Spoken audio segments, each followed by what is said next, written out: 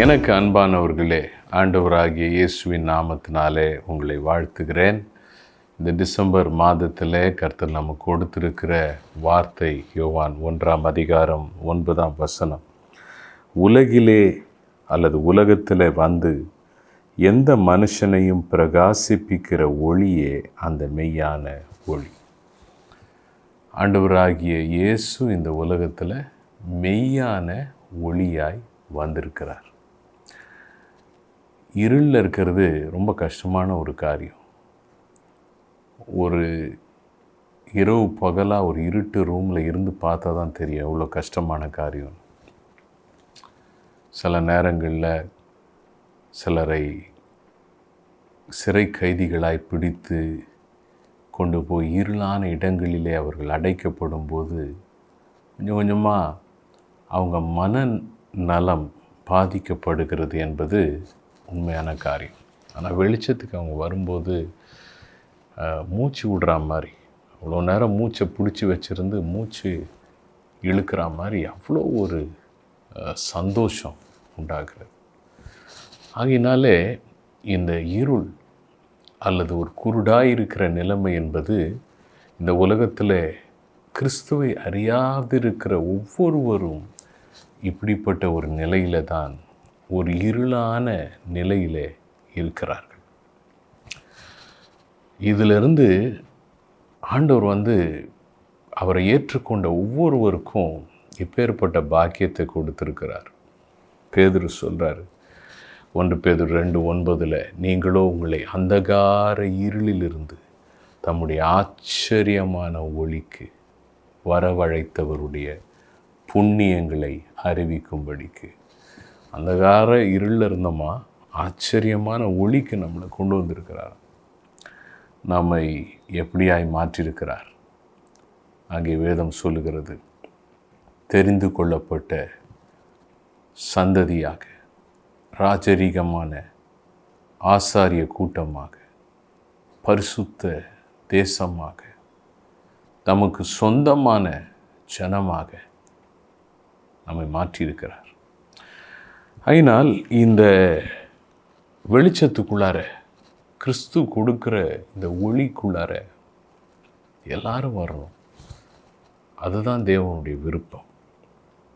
அதுக்காக தான் இந்த உலகத்தில் கிறிஸ்து ஒளியாய் வந்தார். எல்லாருடைய வாழ்க்கையையும் ஒளிமயமாக்க விரும்புகிறார். எல்லாருமே அவங்க வாழ்க்கையில் இருக்கிற சவால்களை, இருள் போன்று இருக்கிற சூழ்நிலைகளை ஜெயிக்கிறதுக்கு உதவி செய்ய விரும்புகிறார். இன்றைக்கி நம்ம ரொம்ப ஒரு முக்கியமான காரியத்தை பார்க்க போகிறோம். இந்த ஒளி நம்முடைய நண்பர்கள், கிறிஸ்துவை அறியாத நண்பர்கள், உறவினர்கள், பக்கத்து வீட்டில் இருக்கிறவங்க, ஒருவேளை குடும்பத்திலேயே கூட இருக்கலாம், அவங்க வாழ்க்கையில் கிறிஸ்து என்கிற இந்த ஒளி பிரகாசிக்கணும். அதுக்கு நம்ம செய்ய வேண்டிய ஒரு முக்கியமான காரியத்தை பார்க்க போகிறோம். இந்த முக்கியமான காரியத்தை நாம் பார்க்க போகிறதுக்கு முன்பாக 2 கொரிந்தியர் 4 அதில் பவுல் ஒரு விஷயத்தை சொல்கிறத பார்க்குறோம். 2 கொரிந்தியர் 4 6 வாசிக்கும்போது, இருளிலிருந்து வெளிச்சத்தை பிரகாசிக்க சொன்ன தேவன் இயேசு கிறிஸ்துவின் முகத்தில் உள்ள தமது மகிமையின் அறிவாகிய ஒளியை தோன்ற பண்ணும் பொருட்டாக எங்கள் இருதயங்களிலே பிரகாசித்தார். அப்போ எப்படி சிருஷ்டிப்பு நடக்கும்போது இருட்டிலிருந்து ஆண்டவர் என்ன சொல்கிறாரு, வெளிச்சம் உண்டாக கடவுள்னு சொன்னார். அவர் சொன்ன உடனே வெளிச்சம் வந்துச்சு. அது மாதிரி எங்கள் உள்ளத்துலேயும் ஒரு காலத்தில் நாங்கள் இருளில் இருந்தோம். பவுல் சொல்கிறாரு, எங்கள் உள்ளங்கள்லையும் கிறிஸ்து என்கிற ஒளி பிரகாசித்தார். சரி, இதுக்கு ஒரு பின்னணி இருக்குது. கிறிஸ்து எங்கள் உள்ளத்தில் ஒளியாக பிரகாசித்தார்னா அதுக்கு முன்னாடி இருள் இருந்துச்சு. ஏன் இருள் இருந்துச்சு? எப்படி இருள் வந்துச்சு? 4 அதே அதிகாரம், அதே புஸ்தகம், தேவனுடைய சாயலாய் இருக்கிற கிறிஸ்துவின் மகிமையான சுவிசேஷத்தின் ஒளி. இப்போ சுவிசேஷம்தான் ஒளி. சுவிசேஷம் என்பது இயேசு உங்களுக்காக வந்தார், உங்களுக்காக மரித்தார், உங்கள் பாவங்களுக்காக மரித்து அடக்கம் பண்ணப்பட்டு 3ஆம் நாள் உயிர்த்தெழுந்தார். அவரை உங்கள் உள்ளத்தில் ஏற்றுக்கொள்ளுங்கள், உங்களுக்கு அவர் வாழ்க்கையிலே ஒளி தருவார். இதுதான் சுவிசேஷம். இந்த சுவிசேஷம் என்பது ஒரு ஒளி. தொடர்ந்து வாசிக்கிறோம். அவிசுவாசிகளாகிய அவர்களுக்கு பிரகாசமாக இராதபடிக்கு. இப்போ இயேசு கிறிஸ்துவை விசுவாசிக்காதவர்கள் பேர் யார்? என்ன? அவிசுவாசிகள். அப்போ இந்த அவிசுவாசிகள் உள்ளத்தில் இந்த சுவிசேஷ ஒளி பிரகாசிக்க முடியாதபடிக்கு ஏன் அவங்க இன்னும் இயேசுவை ஏற்றுக்கொள்ளலை? சில நேரத்தில் சுவிசேஷம் சொன்னாலும் இன்னும் ஏற்றுக்கொள்ளலையே. சில நேரத்தில் ஆண்டவரை பற்றி அவங்களுக்கு தெரிஞ்சாலும் இன்னும் அவங்க ஒப்பு கொடுக்கலையே. அந்த ஒளி இன்னும் அவங்களுக்குள்ளார பிரகாசிக்கலையே. What is the reason? இதற்கு காரணம் என்ன?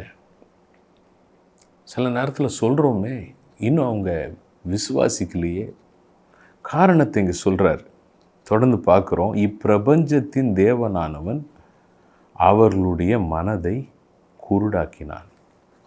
அப்போ தேவன் அனுப்புகிற ஒளி ஒரு ஆத்துமாவுக்குள்ளார, ஒரு இருதயத்துக்குள்ளார இந்த சுவிசேஷம் ஒளி பிரகாசிக்கக்கூடாது என்பதற்கு தடையாக இப்பிரபஞ்சத்தின் தேவன்னா யார்?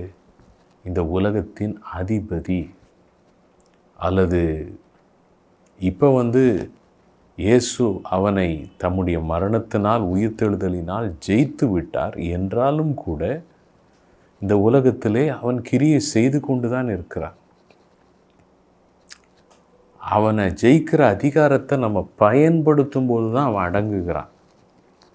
ஆகினாலே அவனுடைய வேலை மக்களுடைய மனதை குருடாக்குறது, மனக்கண்களில் இருளை கொண்டு வர்றது. எப்படி பூமி சிருஷ்டிக்கப்பட்டப்ப அது ஒழுங்கின்மையும் வெறுமையும் இருளுமாய் மாறினதற்கு காரணம், கடவுள் படைக்கும் போது ஏதாவது அப்படி கோணலும் மாணலுமா இருக்குமா? நீங்களே யோசிச்சு பாருங்கள். கடவுள் படைச்சார்னா அது எப்பயுமே கரெக்டாக தான் இருக்கும். அப்போ அங்கே அந்த ஒழுங்கின்மையை உண்டாக்கினது யார் என்றால் வேத பண்டிதர்கள் சொல்கிறாங்க, பிசாசு. பரலோகத்தில் தூதனாய் இருந்தவன் பிசாசாய் மாறி இந்த உலகத்தில் விழுந்து தான் அந்த உலகம் அப்படி ஒழுங்கின்மையாய் மாறினது. அதனால் இருளை உண்டு பண்ணுகிறவன் அவன்தான், மனதை குருடாக்குறவன் அவன்தான். ஆனால் அந்த இடத்துல ஆவியானவர் அந்த இருள் நிறைந்த ஜலத்தின் மேல், ஆழத்தின் மேல் அசைவாடி கொண்டிருந்தார். Praise the Lord. அப்போ அதே மாதிரி தான் இன்றைக்கி நாம் செய்ய வேண்டிய காரியம், இந்த மக்களுக்கு நம்ம ஆண்டவரை பற்றி சொல்லுவது, அவங்க வாழ்க்கையில் அந்த ஒளி அவங்க பெற்றுக்கொள்ளணும். அப்போ தான் அவங்க வாழ்க்கை மயம் அடைகிறது. அது மாத்திரமல்ல, இந்த உலகத்தில் அவங்க வெற்றி உள்ளவர்களாய் வாழ்வது ஒரு பக்கம், இன்னொரு பக்கம் தேவனுடைய பிள்ளைகளாக அவர்கள் இருப்பதனால அவர்கள் நித்தியமாக தேவனோடு இருக்கும் பாக்கியத்தை ஒரு நாள் பெற்றுக்கொள்கிறாங்க. ஏன்னா பரலோகன்றது நிஜமான காரியம், அதே போல் நரகம் என்பதும் நிஜமான காரியம். அப்போ நம்ம செய்ய வேண்டியது என்ன? எப்படி பரிசுத்த ஆவியானவர் அன்றைக்கு இருளின் மேல் அசைவாடினாரோ, நாமும் இந்த ஜனங்களுக்காக, இந்த நண்பர்களுக்காக, ரட்சிக்கப்படாத நம்முடைய குடும்ப அங்கத்தினர்களுக்காக நாம் பரிசுத்த ஆவியானவருடைய துணையோடு மன்றாடி ஜெபிக்க வேண்டும். அதை தான் பவுல் சொல்கிறார். கலாத்தியர் 4ஆம் அதிகாரம் 19ஆம் வசனத்தில் பார்க்குறோம்.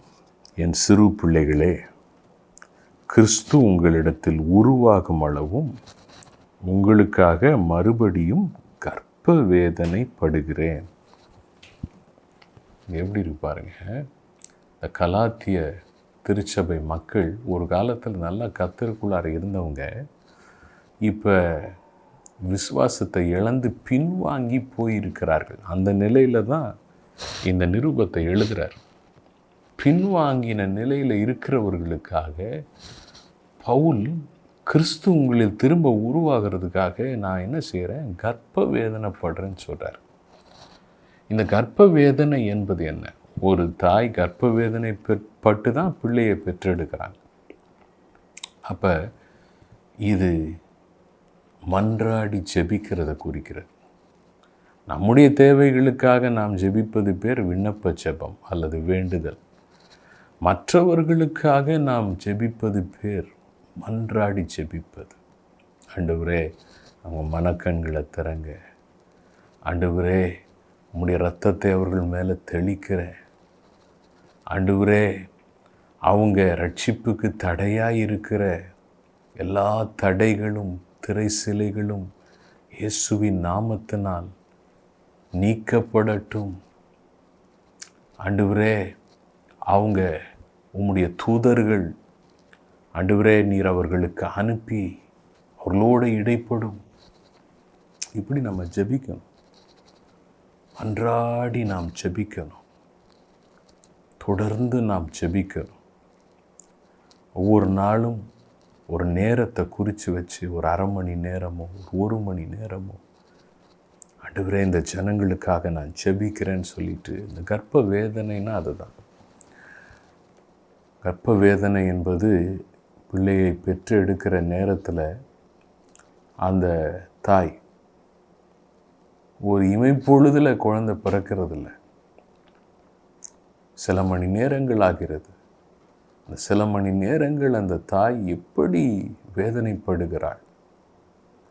சில நேரத்தில் சிலர் 24 மணி நேரம், அதுக்கு கூட எல்லாம் கூட அந்த கர்ப்ப வேதனையோடு இருக்கிறாங்க. ஒரு போராடுறாங்க, எப்படியாவது அந்த குழந்தையை தன்னுடைய கருவறையிலிருந்து வெளியே தள்ள வேண்டும், வெளியே கொண்டு வர வேண்டும். அப்படி ஒரு போராட்டம். அந்த மாதிரி நாம் உள்ளத்தில் ஒரு பாரத்தோடு ஜெபிக்கணும். ஏதோ ஏனோ தானோன்னு ஜெபிக்கிறது. ஆண்டவரே அவங்களையும் ரட்சியும் இவங்களையும் ரட்சியும், அப்படி இல்லை. ஆண்டவரே நீங்கள் இந்த காரியத்தை செய்யுங்க, ரட்சிப்பு கர்த்தருடையது அப்படின்னு சொல்லிட்டு நாம் போராடி ஜெபிக்கிறவர்களாக இருக்க வேண்டும். பாரத்தோடு ஜெபிக்கிறவங்களாக இருக்கணும். இந்த காரியத்துக்காக, ரட்சிப்புக்காக மாத்திரம்தான் நம்ம இந்த மாதிரி ஜெபிக்கணும். பாரத்தோடு ஜெபிக்கணும், போராடி ஜெபிக்கணும், கண்ணீரோடு ஜெபிக்கணும். மற்ற காரியங்களுக்காக, நம்முடைய தேவைகளுக்காக நம்ம போராட தேவை கிடையாது.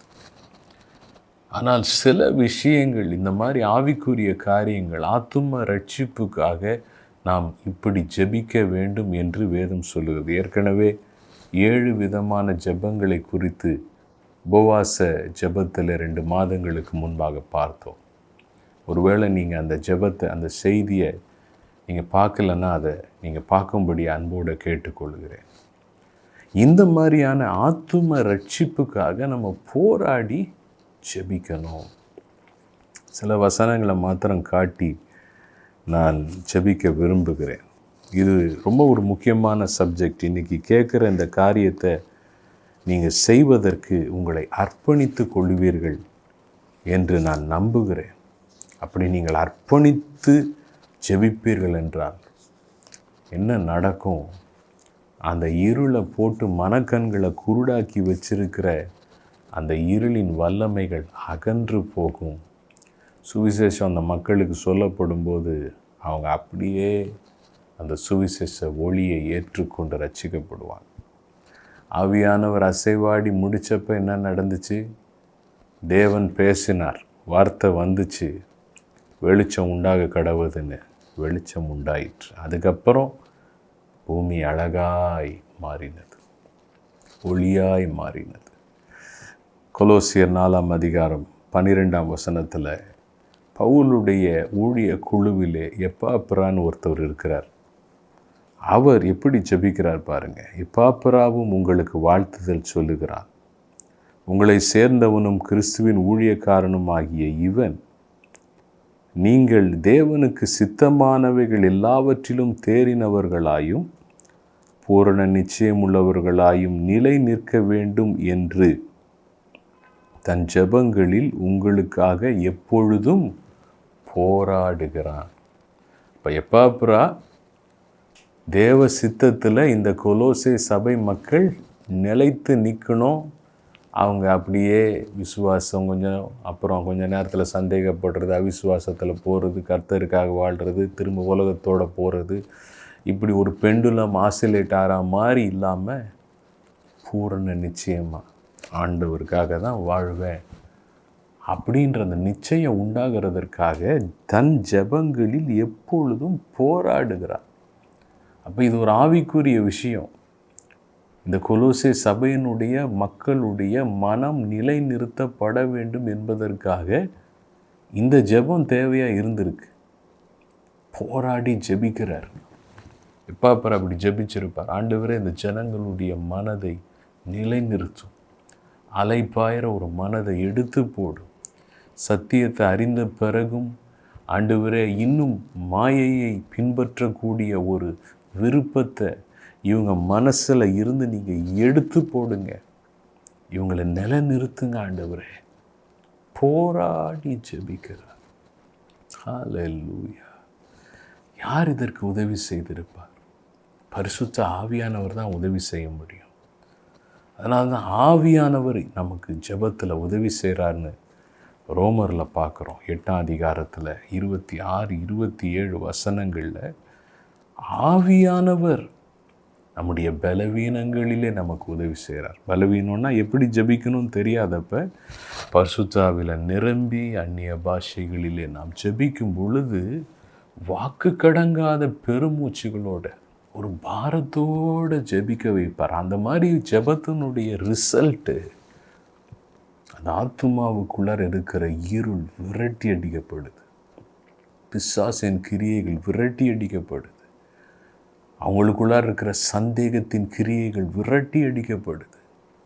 தேவனும் உலகும் என்கிற இரட்டிப்பான அந்த 2 விதமான வாழ்க்கை விரட்டி அடிக்கப்பட்டு கர்த்தருக்காக தங்கள் உள்ளங்களை திறந்து ஆண்டவரை ஏற்றுக்கொண்டு கர்த்தருக்காக உறுதியாய் வாழ்கிற ஒரு மனம் உண்டாகிறது. ஹல்லேலூயா. இன்னும் நிறைய விஷயங்கள் இருக்குது. ஒரே ஒரு காரியத்தை சொல்லி நான் ஜெபிக்க விரும்புகிறேன். மத்தேயு 9ஆம் அதிகாரத்தில் ஆண்டவராகிய இயேசு ஜெபிக்கிறதற்கான ஒரு ஜெப குறிப்பை சொல்கிறார். நிறைய ஜனங்கள் மெய்ப்பன் இல்லாத ஆடுகளை போல வர்றாங்க, ஆண்டவரிடத்தில் வர்றாங்க, அற்புதம் பெற வர்றாங்க. அப்போ தன் ஜனங்களை பார்த்து, தன்னுடைய சீஷர்களை பார்த்து ஆண்டவராகிய இயேசு சொல்லுகிறார். 37, 38 தம்முடைய சீஷர்களை நோக்கி, அறுப்பு மிகுதி, வேலையாட்களோ கொஞ்சம். ஆதலால் அறுப்புக்கு எஜமான் தமது அறுப்புக்கு வேலையாட்களை அனுப்பும்படி அவரை வேண்டிக் கொள்ளுங்கள் என்றார். சீஷர்களை பார்த்து என்ன சொல்கிறாரு? சிம்பிளாக சொல்லணுன்னா, நிறைய பேர் வந்து என்கிட்ட நன்மையை பெற்றுக்கொள்கிறாங்கப்பா, ஆனால் அவங்க நன்மையை பெற்றுக்கொண்டு அவங்க மட்டும்தான் அனுபவிக்கிறாங்க. ஆனால் என்னுடைய விருப்பம் என்னென்னா, அவங்க சாப்பிட்டு திருப்தி அடைகிறது மாத்திரம் இல்லை, அவங்க போய் அறுவடை செய்கிறவங்களாக மாறணும். அப்போ அந்த அறுவடை மூலமாக மற்றவங்களுக்கு உணவு கிடைக்கும். அப்போ அவங்க ஆத்துமாக்களை ஆதாயம் செய்கிறவங்களாக மாறணும். அப்போ அறுவடை பணியாளர்கள் உண்டாக வேண்டும். இதுக்காக வேண்டிக் கொள்ளுங்க. நீங்கள் வேண்டிக் கொண்டீங்கன்னா அறுவடைக்கு எஜமானர் யார்? பிதாவாகிய தேவன், பரிசுத்த ஆவியானவர் ஒரு மாற்றத்தை ஜனங்கள் உள்ளத்தில் உண்டு பண்ணுவார். இப்போ இதுக்காக நம்ம ஜெபிக்கணும். ஆண்டவரே, ஒவ்வொருவரும் நாங்கள் ஆத்துமா ஆதாயம் செய்கிறவங்களாக மாறணும். அந்த இருதயத்தை உண்டு பண்ணுங்க. எங்களோட வேலை செய்கிறவங்க, எங்களோட படிக்கிற பிள்ளைகளோட படிக்கிறவங்க, எங்களோட பழகிறவங்க எல்லாரையும் இந்த ஜீவ ஒளிக்குள்ளார நாங்கள் கொண்டு வரணும். அப்போ அந்த அறுவடை பணியாளர்களாக எங்கள் இருதயங்களை மாற்றுங்க. அருந்துகிறவர்களாக, உணவு அருந்துகிறவர்களாக மாத்திரம் அல்ல, இயேசுவிடம் நன்மை பெற்று அனுபவிக்கிறவர்களாக, நான் நன்றாய் பெற்றுக்கொண்டேன் என்று மாத்திரம் அல்ல, அந்த அறுவடையை செய்கிறவர்களாக, பணியாளர்களாக. அப்போ அதுக்காக ஜெபிக்க, ஆண்டவரே அப்படிப்பட்ட அறுவடை பணியாளர்களை, அப்படிப்பட்ட இருதயத்தை, அந்த பணியாளின் இருதயத்தை எங்களுக்கு தாங்க. எங்கள் சபையில் இருக்கிறவங்களுக்கு தாங்க, எங்கள் குடும்பத்தில் இருக்கிறவங்களுக்கு தாங்க, எங்கள் விசுவாசிகளுக்கு தாங்க. அப்போ அந்த அறுவடை பணியாளர்களின் இருதயத்தை தேவன் தந்துட்டார்னா என்ன நடக்கும்? ஒவ்வொருவரும் என்ன செய்ய ஆரம்பிச்சிருவாங்க? இந்த ஜீவ ஒளியை குறித்து மற்றவங்களுக்கு சொல்லி அந்த அறுவடைக்குள்ளார, கிறிஸ்துவுக்குள்ளார அவங்கள கொண்டு வருவாங்க. களஞ்சியமாகிய தேவனுடைய ராஜ்யமாகிய சபைக்குள்ளே கொண்டு வருவாங்க. எவ்வளோ பெரிய பிளஸ்ஸிங்! எல்லாமே இந்த மன்றாடி ஜெபிக்கிறதுல தான் இருக்கிறது. நீங்கள் ஒப்பு கொடுப்பீங்களா? இந்த நாட்களில் ஒவ்வொரு நாளும் குறைஞ்சது அரை மணி நேரமாவது இந்த விஷயத்துக்காக நான் ஜெபம் பண்ண நான் அர்ப்பணிக்கிறேன். ஆண்டவரே, ஒரு அறுவடையை நாங்கள் பார்க்கணும்.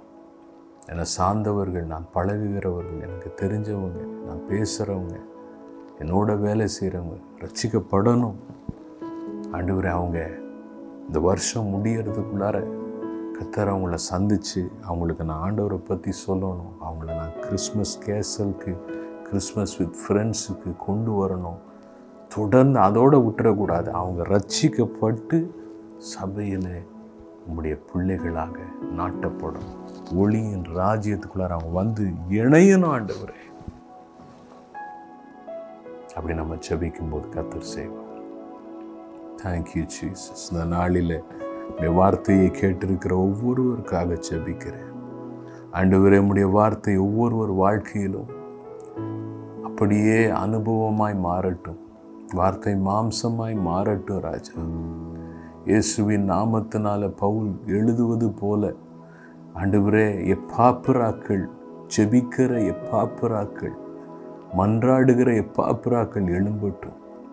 பரிசுத்த ஆவியில நிரம்பி கர்ப்ப வேதனையோடு ஜெபிக்கிற அப்படிப்பட்ட ஒரு அனுபவத்தை நீர் ஒவ்வொருவருக்கும் தருவீராக. ஒப்பு கொடுக்கிற ஒவ்வொருவருக்கும் அறுவடை பணியாட்களின் இருதயத்தை தந்து அறுவடை பணியாட்களை இன்னும் நீர் எழுப்பும்படியாக ஒவ்வொரு தேவ பிள்ளையுமே இந்த அறுவடை பணியாளர் என்கிற ஒரு இருதயத்தோட ஆத்தும ஆதாயம் செய்கிற ஒரு இருதயத்தை நீர் தந்து ஆண்டவரே, இதன் மூலமாய் உம்முடைய ஜீவ ஒளி அநேகர் வாழ்க்கையில் பிரகாசித்து அநேகர் உம்முடைய ராஜ்யத்துக்குள் வர உதவி செய்யுங்க. இந்த மன்றாடி ஜெபிக்கிற நேரத்தை ஒதுக்கி பரிசுத்த ஆவியிலே ஜெபிக்க ஆண்டவரே, உம்முடைய பிள்ளைகள் ஒப்பு கொடுக்கிற இந்த நேரத்தில் கிருபை அவர்களை நிரப்புவதாக. ஜெப அந்த கிருபையினால் நிறைத்து நடத்துங்க ஆண்டவரே. இதனுடைய விளைவை நாங்கள் காணப்போகிறதற்காக நன்றி. நன்றி அப்பா. ஆண்டவரே, இந்த நாட்களிலே, இந்த ஜெப நாட்களை எங்களுக்கு கொடுத்தீர். இந்த காரியங்களை கற்றுக்கொண்ட இந்த காரியங்களை தொடர்ந்து வைத்து ஜெபித்து ஜெபித்து ஜெபித்து ஆண்டவரே, உம்முடைய மகிமையை நாங்கள் காணத்தக்கதாக உதவி செய்யுங்க. இயேசுவின் நாமத்தில் இந்த நாளிலே ஜெபிக்க அர்ப்பணிக்கிற ஒவ்வொருவரின் தனிப்பட்ட தேவைகள் கூட சந்திக்கப்படட்டும். இந்த போராடி ஜெபிக்கிறதின் மகிமையை காணட்டும். இயேசுவின் நாமத்தில் பிதாவே, ஆமென். Praise God. This is a very powerful truth. இது ரொம்ப வல்லமையான சத்தியம். இது உங்கள் வாழ்க்கையின் அனுபவமாய் மாறுவதாக. ஆமென்.